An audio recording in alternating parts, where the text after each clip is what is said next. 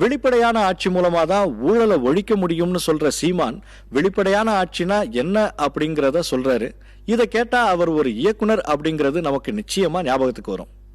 ஊழல் லஞ்சத்தை ஒழிக்கணும்னு பேசுற அற்ப வார்த்தையில ஒழிக்க போறது உங்க பிள்ளைகள் தான். எப்படி ஒழிப்பா? முதல்ல கருணாநிதி ஜெயலலிதாவை ஒழிப்போம். 75 விழுக்காடு ஊழல் லஞ்சம் ஒழிஞ்சிடும். நீங்க எப்படி ஒழிப்பா? வெளிப்படையான நிர்வாகம், அனைத்தும் கணினி மயமாயிரும், எல்லாமே கம்ப்யூட்டரைஸ் ஆயிரும், பூரா தெரியும். காவலர் நெஞ்சில கேமரா வச்சிருவேன், காவல் நிலையத்துல கேமரா வச்சிருவேன், ஆஸ்பத்திரியில கேமரா, பள்ளிக்கூடத்துல கேமரா, அரசாங்கம் எல்லாத்துலயும் கேமரா. வீட்டை விட்டு வெளியில வந்தா 2 கண்ணு உங்களை பார்த்தே இருக்கும், பூரா கேமரா பார்த்துக்கிட்டே இருக்கும். வீட்டுக்குள்ள மட்டும்தான் உங்களை தொலை பண்ண மாட்டேன், வெளியில வந்தா பூரா பார்த்துக்கணும். ஒரு தவறு செய்ய முடியாது.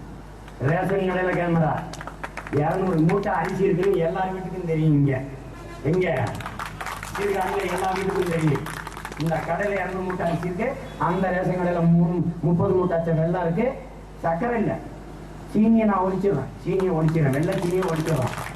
கருப்பட்டி முன்னவெல்லாம் நாட்டு சக்கரை அங்க இருக்கு, பருப்பு எவ்வளவு இருக்கு, மண்ணெண்ணெய் எவ்வளவு இருக்கு, எல்லாம் தெரியும். 80 கிலோ 80 மூட்டையை கொடுத்துருக்கேன், 20 மூட்டை இருக்குங்க. ஒரு அரிசி வெளியே எடுத்துட்டு போக முடியாது, பார்த்துக்கிட்டே இருக்குங்க கேமரா. இந்த நிர்வாகம் தான் வெளிப்படையான நிர்வாகம். இதுதான் ஊழல் லஞ்சத்தை ஒழிக்கும். அந்த நிர்வாகத்தை தான் உங்க பிள்ளைகள்